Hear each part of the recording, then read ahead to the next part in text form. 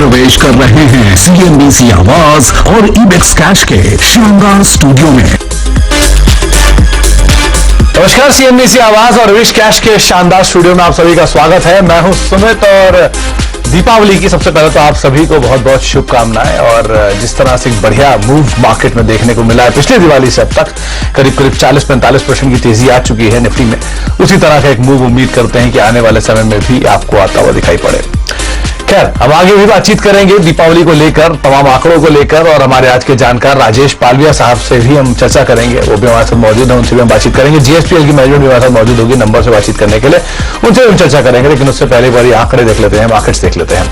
करीब flat to positive side पर Nifty अभी ट्रेड करता हुआ दिखाई पड़ रहा है। 17,911 17,912 के स्तरों पर निफ्टी फिलहाल कामकाज करता हुआ, और आज भी buying mid cap small cap index में है। मिड कैप इंडेक्स करीब फ्लैट टू पॉजिटिव साइड पर, और स्मॉल कैप इंडेक्स रफली 1/4% की बढ़त के साथ अभी कामकाज करता हुआ दिखाई पड़ रहा है। निफ्टी बैंक थोड़ी पहले हरे निशान था, लेकिन अब वहां पर भी थोड़ा सा सेल ऑफ आया। निफ्टी बैंक में ऊपरी स्तर पर बिकवाली आई है और मोरलेस फ्लैट टू नेगेटिव साइड पर ट्रेड करते हुए दिखाई पड़ रहा है। तो बाजार में ऊपरी स्तर थोड़ी बिकवाली जरूर है, लेकिन अभी बिल्कुल फ्लैटिश टोन के साथ ट्रेड करता हुआ दिखाई पड़ रहा है।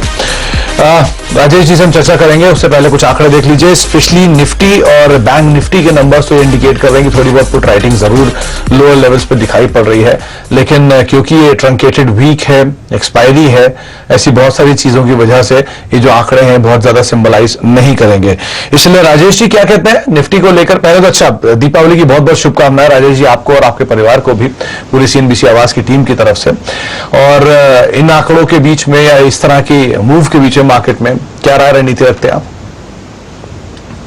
धन्यवाद सुमित जी, आपको भी दीपावली की बहुत बहुत शुभकामनाएं। सीएनबीसी आवाज के सभी टीम को, सभी दर्शकों को भी दीपावली की बहुत बहुत शुभकामनाएं। देखिए, ये ट्रंकेटेड वीक है, फेस्टिवल का माहौल है, और मार्केट में जो लोअर साइड से रिकवरी हमने पिछले हफ्ते जो चालू हुई, अभी भी कंटिन्यूटी बनी हुई है। हमें लगता है कि मार्केट में यहाँ से और भी अपसाइड देखने को मिलेगी। जिस तरीके के सेटअप है उस हिसाब से देखें तो 18,000 की स्ट्राइक पे काफी बड़ा कॉल राइटर है, तो ये एक्सपायरी तो हमें लगता है कि 18,000 के आसपास या उसके नीचे ही होते हुए दिखे, क्योंकि काफी एग्रेसिव कॉल राइटिंग देखने को मिली है। लेकिन जिस तरीके से रिकवरी बनी है और जो ब्रॉडर मार्केट में जो बाइंग इंटरेस्ट देखने को मिला पिछले कुछ दिनों में, वो ये दर्शाता है कि जैसे ही मार्केट 18,000 के लेवल को क्रॉस करेगा निफ्टी, तो यहाँ से एक शॉर्ट टर्मिंग का मूव बनते हुए दिखेगा, जो कि फिर निफ्टी को 18,100 18,200 की तरफ भी लेके जा सकता है। वो काफी इंपॉर्टेंट लेवल रहेगा इस पुल बैक का। तो अभी आज के सेशन के लिए स्पेशली हम बात करें तो 17,900 17,870 ये रेंज हम सजेस्ट करेंगे बाय करने के लिए निफ्टी को, क्योंकि 17,800 अभी इंपॉर्टेंट सपोर्ट है, वो ही स्टॉप लॉस सजेस्ट करेंगे। और अपसाइड के टारगेट हमें लगता है जो आ सकते हैं 1 से 2 ट्रेडिंग सेशन में, वो आएंगे 18,050 से लेकर 18,100 तक के। तो ये 1 से 2 दिन का व्यू है निफ्टी पे। 17,800 के ऊपर हम सस्टेन कर रहे हैं, इसीलिए हमें लगता है कि अब ये मूव एक्सटेंड होते हुए दिखेगा और 18,000 के लेवल को हम बहुत जल्द क्रॉस करते हुए दिखेंगे। 18,000 के लेवल्स हम बहुत जल्द क्रॉस होते हुए देखेंगे निफ्टी के केस में। आगे हमारे साथ जीएसपीएल की मैनेजमेंट मौजूद है, उनसे भी हम चर्चा करेंगे, लेकिन उससे पहले राजेश जी, निफ्टी बैंक पर आपकी राय? तो देखिए, निफ्टी बैंक में आज का मूव डिपेंड करेगा एसबीआई के रिजल्ट पे। डेटा के हिसाब से देखें तो 40,000 की स्ट्राइक में काफी कॉल राइटिंग एक्टिविटी देखने को मिली, और आज भी अटेम्प्ट जरूर किया था मार्केट में, लेकिन उसके ऊपर सस्टेन नहीं हो पाया।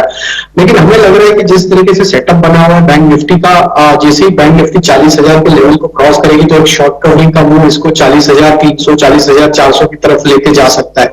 अभी जो डिप मिली है पिछले कुछ मिनटों में बैंक निफ्टी में, तो हमें लगता है कि अब यहाँ पे एक बाइंग अपॉर्चुनिटी बनती हुई दिख रही। 39,700 के आसपास अभी बैंक निफ्टी ट्रेड कर रही है। हम यहाँ पे सजेस्ट करेंगे इस लेवल पे बाय करें, और 39,550 ये स्टॉप लॉस रखना होगा आपको लॉन्ग पोजीशन बनाने का। पहले टारगेट जो होगा वो होगा करीब 40,000 का, और वो लेवल क्रॉस हो जाता है तो भी 40,200 तक की अपसाइड भी इसमें आते हुए दिख सकते हैं। 39,500 का एक स्टॉप लॉस, 39,700 इसी रेंज में आप खरीदारी करें। 40,000 के ऊपर के लेवल्स राजेश यहाँ पर मार्केट्स में देख रहे हैं, उनकी राय है कि जो डिप आया है अभी इसको आप खरीदारी के तौर पर इस्तेमाल कर सकते हैं।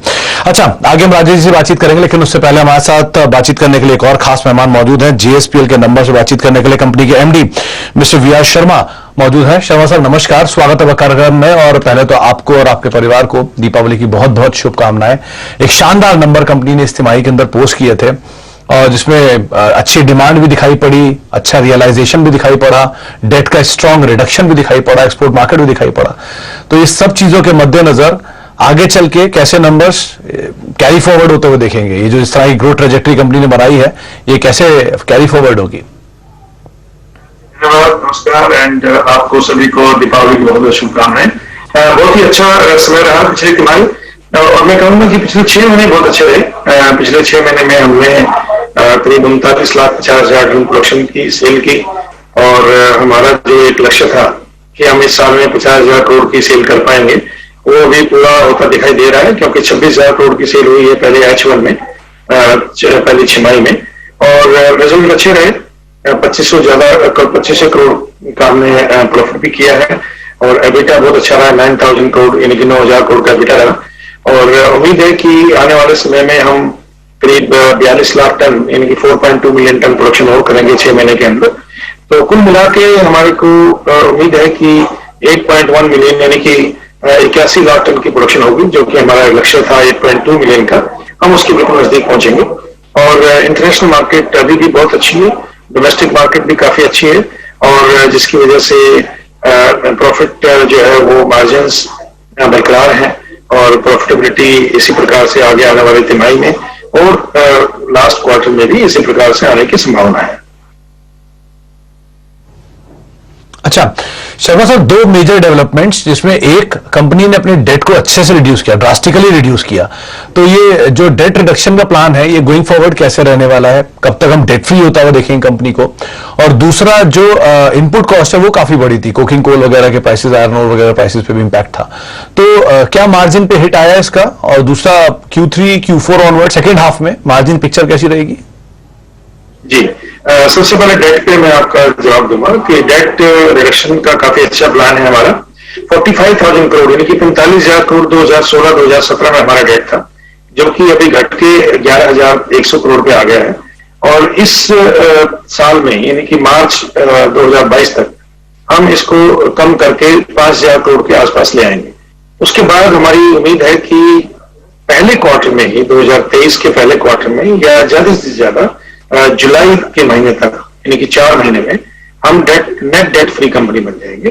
तो ये कंपनी का लक्ष्य है, मुझे उम्मीद है कि हम इसको पूरा कर पाएंगे। दूसरा सवाल आपका रहा है इनपुट कॉस्ट के ऊपर। यस, इनपुट कॉस्ट बहुत ज्यादा बढ़ गई थी और अभी भी बढ़ी हुई है। जो कोकिंग कोल के प्राइस काफी ज्यादा हुए, उसके साथ साथ प्राइस के अलावा जो सबसे बड़ा इम्पैक्ट आया वो शिपिंग कॉस्ट के ऊपर आया। शिपिंग के जो डैमेज थे वो $70,000 से $80,000 पर डे के हिसाब से हो गए थे। और इसी प्रकार से जो कोल है उसके जो इंपोर्ट जब होता था वो $28 से $30 यानी कि $28 से $30 पर टन पे उसका जो भाड़ा है, जो डेली हायर चार्जेस हैं, जो फ्रेट पर टन जो आता है, उसका इम्पैक्ट आ गया था, जिसकी वजह से पूरी इंडस्ट्री को एक बहुत ही कठिन समस्या से जूझना पड़ा। अभी पिछले 3-4 दिन से काफी अच्छी पॉजिटिव न्यूज है। स्टीम कोल के प्राइसेस तो तकरीबन $65 से $70 गिर चुके हैं, और इंडेक्स आप देख रहे हैं कि आज इंडेक्स $110 पे आ गया है। इसी प्रकार से जो कुकिंग कोल है इसके प्राइसेस गिरने स्वाभाविक है। ये मुझे उम्मीद है कि अगले 6 से 8 हफ्ते में कुकिंग कोल के प्राइसेस में भी काफी कमी देखने, और जैसे ही शिपिंग कॉस्ट भी कम हो जाती है तो दोनों का जो एक मिश्रण होगा उससे एक स्टील की कॉस्ट कम होगी, और जिसका लाभ, जिसका फायदा जो है वो कस्टमर्स को पास ऑन किया जाएगा, और कस्टमर्स की जो कंजम्पशन है स्टील की वो बढ़ जाएगी। तो आने वाले समय में ये भी एक अच्छी न्यूज है कि कॉस्ट ऑफ प्रोडक्शन यानी कि इनपुट कॉस्ट वो कम होगी। आयरन ओर के प्राइसेस स्टेबलाइज हो चुके हैं, कम होके तो ऑलरेडी कम हो चुके हैं। अभी खाली कोकिंग कोल के प्राइस और फेरोलाइज के प्राइस ज्यादा थे, जिसकी वजह से ये प्राइस इंक्रीज इंडस्ट्री को करनी पड़ी। मुझे उम्मीद है कि आने वाले समय में प्राइस करेक्ट होंगे और एक मॉडरेट लेवल पे स्टील के प्राइसेस होंगे, जिससे कि इसकी अफोर्डेबिलिटी भी बढ़ेगी और स्टील की डिमांड भी बढ़ जाएगी। ओके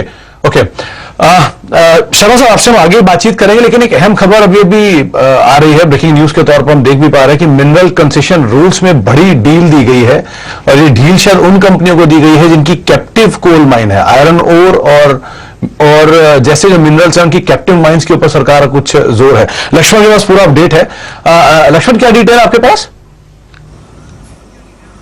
देखिए, सरकार ने माइंस मिनिस्ट्री ने एक नोटिफिकेशन जारी किया है। उस नोटिफिकेशन के मुताबिक जो मिनरल कंसेशन रूल है उसमें बदलाव किया गया है, और बदलाव इस तरीके से किया गया है कि जिन कंपनियों के पास कैप्टिव माइंस है, खासतौर से जो नॉन कोल मिनरल वाली कैप्टिव माइंस, मिसाल के तौर पर सबसे ज्यादा कह सकते हैं आयरन ओर, जिनके पास कैप्टिव माइंस है उनको दी गई है कि वो अपने कैप्टिव माइंस से जो आयरन ओर का उत्पादन करते हैं या फिर दूसरे मिनरल्स का उत्पादन करते हैं, अपने लिए जितना इस्तेमाल करना है कर लीजिए, उस उत्पादन का 50% तक हिस्सा आप दूसरे को बेच सकते हैं। अब तक क्या था कि कैप्टिव माइन से जो उत्पादन होता है वो सिर्फ और सिर्फ आप अपनी कंपनी में इस्तेमाल कर सकते हैं। मान लिया आप स्टील कंपनी है तो स्टील कंपनी में इस्तेमाल कर सकते हैं, पावर कंपनी तो सीमेंट कंपनी में इस्तेमाल कर सकते हैं। अब सरकार ने कहा है कि आप 50% तक मिनरल का दूसरी कंपनी को दे सकते हैं अपनी कैप्टिव माइन से। दूसरी बात, पहले कैप्टिव माइन के ट्रांसफर पर कई सारी बंदिशें थी, उन बंदिशों को हटा दिया गया है। कुछ शर्तों के साथ कैप्टिव माइन को ट्रांसफर करने की छूट दे दी गई है। बता दूं कि सारी बातें नॉन कोल माइन के लिए, जिसमें खास तौर से आयरन और ज्यादा शामिल है। तीसरी बात कि जो कैप्टिव माइंस है, अगर पूरा माइंस आप नहीं देना चाहते हैं, एक कुछ तय हिस्सा देना चाहते हैं, तो तय हिस्सा भी आप दे सकते हैं। और इसके अलावा एक और छूट दी गई है कि आप चाहें, अगर मान लीजिए किसी वजह से कोई चार्जेस फीस देने में आपने देरी कर दी, तो पहले जहां 24% का ब्याज लगता था उसे घटाकर करीब 12% कर दिया गया है। तो नॉन कोल कैप्टिव माइंस के लिए यहां एक अहम खबर जो कि आपको अपडेट लक्ष्मण बता रहे हैं। लक्ष्मण से इस पर आगे बातचीत करेंगे। अच्छा शर्मा सर, ये जो खबर लक्ष्मण ने भी बताई कैप्टिव माइंस के लिए एक अच्छी खबर है। जेएसपीएल का तो शायद कोल का कैप्टिव माइन है, क्या आप पर भी इंपैक्ट आएगा इसका? यानी हमारे पास कैप्टिव माइंस दो हैं आयरन ओर की, तो दोनों पे ये बहुत अच्छी न्यूज है, बहुत पॉजिटिव मूव है गवर्नमेंट ऑफ इंडिया का। मैं भारत सरकार को बधाई देना चाहूंगा। इसी प्रकार से बहुत सारी दूसरी बड़ी कंपनी है जैसे कि स्टील अथॉरिटी ऑफ इंडिया और टाटा स्टील, जेएसडब्ल्यू, इनके पास भी अपनी माइंस हैं। तो जब हम बाजार में मटेरियल को बेच पाएंगे, आयरन ओर को बेच पाएंगे, तो उससे फ्लेक्सिबिलिटी बढ़ती है, लिक्विडिटी बढ़ जाती है, बाजार के अंदर रॉ मटेरियल जो है वो उसकी अवेलेबिलिटी इंक्रीज हो जाती है। और ये बहुत अच्छा स्टेप है भारत सरकार का। जब जो डिमांड एंड सप्लाई है उसकी रेशियो जो बीच में गड़बड़ा गई थी, मेरे को लगता है कि इससे काफी ईज आउट सिचुएशन होगी और कंट्री के अंदर जो मिनरल्स हैं वो उनकी अवेलेबिलिटी बढ़ जाएगी। इसी प्रकार से जो कोल है, कोल की माइंस है, कैप्टिव माइंस, जब कोल कितना बेनिफिट जेएसपीएल का रहेगा? बेनिफिट निकालना तो अभी बड़ा मुश्किल है क्योंकि अभी भी पॉलिसी आई है, लेकिन ये है कि जब हम मैक्सिमम अपनी जो प्रोडक्शन करेंगे तो उसको प्रोडक्शन को जो कैप उसके ऊपर है वो कैप का भी इनको उसको डी कैप करना पड़ेगा कि हम ज्यादा प्रोडक्शन कर पाए। देखिए आज जो भी मिनरल्स हैं उनकी जो प्रोडक्शन है उनको हमें अधिक से अधिक प्रोडक्शन करनी चाहिए ताकि वो जो मिनरल्स हैं वो भारत की दूसरी इंडस्ट्रीज के काम में आ पाए जिनके पास अपने आयरन ओर या अपनी कोल माइंस नहीं है। जैसे कि आज भारत के अंदर कोल की जो प्रोडक्शन है वो 2 मिलियन टन पर डे है, लेकिन ये 2 मिलियन टन से बढ़ के इसको कम से कम 4 मिलियन टन पे जाना चाहिए। 4 मिलियन टन का मतलब ये हुआ कि हमारे को साल के अंदर मिनिमम 1.3 बिलियन टन यानी कि 1300 मिलियन टन कम से कम कोयला चाहिए। वो 1300 मिलियन टन कोल अगर हम निकाल पाएंगे तो भारत की जो अर्थव्यवस्था है वो बहुत सुदृढ़ हो जाएगी और भारत के अंदर जो हम कोल को इंपोर्ट करते हैं वो इंपोर्ट बिल्कुल जीरो हो जाएगा। अभी हम 200 से 250 मिलियन टन कोल इंपोर्ट करते हैं। चलिए, इसकी कैलोरीफिक वैल्यू बहुत अच्छी है, ज्यादा है। उसका जो इक्विवेलेंट इंडिया में जो हाईएस्ट कोल है वो देखते हैं तो 2 गुना हो जाता है, यानी कि 250 मिलियन टन इंपोर्टेड कोल वो बराबर है 500 मिलियन टन डोमेस्टिक कोल के। तो आज हमारी जो रिक्वायरमेंट है वो ये है कि खनिज पदार्थ को ज्यादा से ज्यादा निकाल के हम उसका पूरा सदुपयोग करें और एनवायरमेंट को डैमेज ना करें। उसके लिए हमारे को अच्छी से अच्छी टेक्नोलॉजी और तकनीक लगानी चाहिए ताकि एनवायरमेंटल फ्रेंडली मैनर में हम ये मिनरल्स को इस्तेमाल करें। ओके, चलिए, बहुत बहुत शुक्रिया शर्मा साहब हमारे साथ मौजूद रहने के लिए, तमाम डिटेल से बातचीत करने के लिए और ये अहम खबर पर भी अपनी टिप्पणी देने के लिए। लक्ष्मण, शर्मा सर खुद बता रहे हैं कि एक जेएसपीएल के ऊपर तो उनका इंपैक्ट आएगा ही, उनके तो पॉजिटिव है ही, और कोई कंपनी? जी, दरअसल कंपनी की बात करें तो उसमें हर वो कंपनी जिनके पास कैप्टिव माइंस है, आयरन ओर का कैप्टिव माइंस है, उनको इससे फायदा होगा। मिसाल के तौर पर एक कंपनी का नाम लूंगा, SAIL, steel authority of India. सरकार के खुद आंकड़े बताते हैं, जो पिछले हफ्ते समीक्षा बैठक की गई, कि 70 मिलियन टन से ज्यादा का आयरन और उनके कैप्टिव माइंस पे अलग अलग पड़ा हुआ है, जिसका वो इस्तेमाल नहीं कर पा रहे हैं या फिर अभी तत्काल इस्तेमाल नहीं है। लेकिन उनको इस बात की छूट नहीं थी कि आप इसको बेच सकिए। सरकार ने तात्कालिक 25% तक कैप्टिव माइन से आयरन उनको बेचने की छूट दी थी। अब ये 50% की सीमा उन पर भी लागू होगी, यानी सेल चाहे तो अपना 50% आयरन और दूसरे को बेच सकता है कैप्टिव माइन से। इसी तरह से दूसरी कंपनियां, टाटा स्टील की कंपनी हो गई, सीमेंट कंपनियां हो गई, सबके पास ऐसे अलग अलग मिनरल्स पड़े हुए, एल्यूमिनियम कंपनियां हो गई, तो उन सबके लिए काफी अच्छी खबर है और काफी इंडस्ट्री के साथ सलाह मशविरा के बाद सरकार ने फैसला लिया है। चलिए, बहुत बहुत शुक्रिया लक्ष्मण जी अपडेट हमें देने के लिए। सेल में लोअर लेवल से रिकवरी, टाटा स्टील में रिकवरी, हिंडाल्को दिन के ऊपरी स्तरों पर और जेएसपीएल बातचीत के दौरान ये भी दिन के ऊपरी स्तरों की तरफ जाता हुआ करीब करीब 100% की तेजी यहां पर भी देखने को मिल रही है। एक ब्रेक का वक्त है, ब्रेक के बाद लौटते हैं। राजेश जी मौजूद है, समय भी थोड़ा कम है लेकिन बातचीत करेंगे उनसे भी छोटे से ब्रेक के बाद।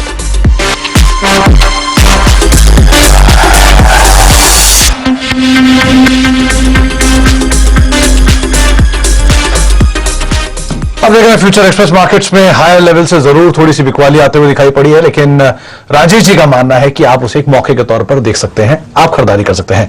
राजेश जी, आज समय का भाव रहा इसलिए आपसे ज्यादा बातचीत नहीं हो पाई, लेकिन एक सस्ता ऑप्शन तो आप जाते जाते देख ही जाइए। जी बिल्कुल। तो सुमित जी देखिए, जो सस्ता ऑप्शन या ऑप्शन ट्रेड हम यहाँ पे सजेस्ट करेंगे वो रहेगा स्टॉक यूनाइटेड स्प्रिट का।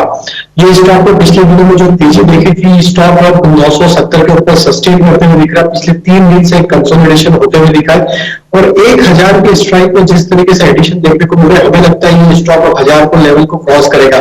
तो 1000 के स्ट्राइक का कॉल ऑप्शन बाय करने की सलाह देंगे हम यूनाइटेड स्प्रिट मैकडॉवेल में, जो कि करीब अभी ट्रेड कर रहा है 29.50 30 रुपए के आसपास। इसमें हमें लगता है कि जो टारगेट आना चाहिए वो आना चाहिए करीब 44 रुपीज से 48 रुपीज तक की अपसाइड इस ऑप्शन में देखने को मिल सकती है। तो करंट लेवल से 22 रुपए के स्टॉप लॉस से मैकडॉवेल यूनाइटेड स्प्रिट का 1000 के स्ट्राइक का कॉल ऑप्शन बाय करने की सलाह रहेगी। यूनाइटेड स्पिरिट्स की 1000 की कॉल आप खरीद सकते हैं। 30-31 रुपए के स्तरों पे कामकाज कर रही है। 22 रुपए का एक स्टॉप लॉस यहां पर मेंटेन करें और तेजी इसमें और ज्यादा आते हुए अभी भी राजेश जी देख रहे हैं। एक बढ़िया ऑल टाइम हाई पे शेयर है, 75,000 करोड़ के आसपास की मार्केट कैप है, लेकिन अभी भी 1000 रुपए के टारगेट्स के लिए आप यहां पर पोजीशन को देख सकते हैं। बहुत बहुत शुक्रिया राजेश जी और बहुत बहुत माफी की आज आपसे ज्यादा बातचीत नहीं हो पाई, समय का थोड़ा अभाव था, लेकिन एक बार फिर से आपको और आपके पूरे परिवार को दीपावली की बहुत बहुत शुभकामनाएं। आपसे फिर मुलाकात करेंगे। फिलहाल अब फ्यूचर एक्सप्रेस कहीं समेटते हैं, लेकिन एक ब्रेक का वक्त है और ब्रेक के उस पार एक और बड़े खास जानकार हमारे साथ मौजूद होंगे दिवाली के खास उपलक्ष्य पे। छोटे से ब्रेक के उस पार।